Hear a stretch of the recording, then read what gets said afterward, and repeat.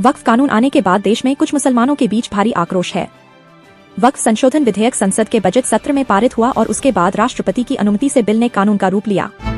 किसी सभ्य समाज में हिंसा को प्रोत्साहित नहीं किया जा सकता। तलवार, डंडे और हथियार लहराकर सम्मेलन की आड़ में भय का माहौल बनाने की कोशिश की गई। अराजकता से नियम व शर्तों का मखौल उड़ाया गया।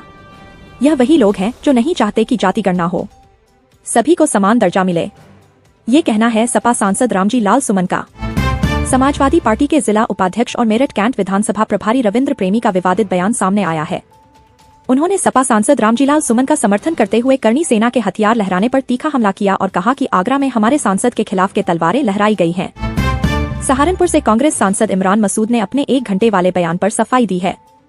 इमरान मसूद अब अपने 1 घंटे वाले बयान को जुमला बता रहे हैं। उन्होंने कहा कि मैं हिंसा का समर्थन नहीं करता हूं।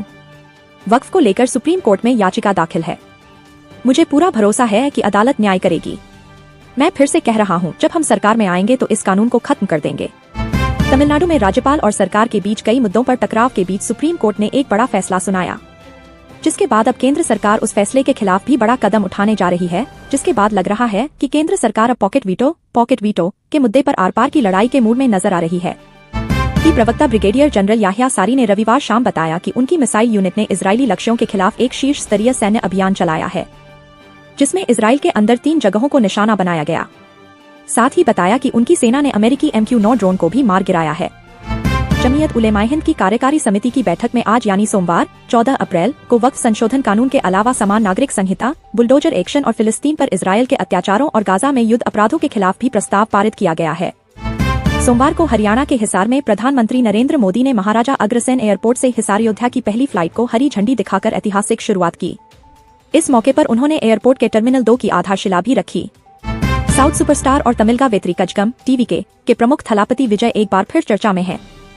इस बार उन्होंने वक्फ अमेंडमेंट एक्ट 2025 को सुप्रीम कोर्ट में चुनौती दी है। विजय का आरोप है कि यह कानून मुस्लिम समुदाय के अधिकारों का हनन करता है और भारतीय संविधान की धर्मनिरपेक्ष भावना के खिलाफ है।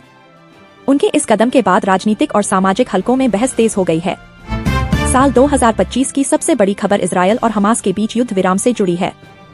फिलिस्तीनी संगठन हमास ने संकेत दिया है कि यदि इजरायल युद्ध रोकने और गंभीर कैदी अदलाबदली के लिए तैयार होता है तो वह सभी इजरायली बंधकों को रिहा करने को तैयार है। कर्नाटक में जातिगत जनगणना की रिपोर्ट सार्वजनिक होने से पहले ही कांग्रेस पार्टी में हड़कंप मचने की संभावना बढ़ रही है।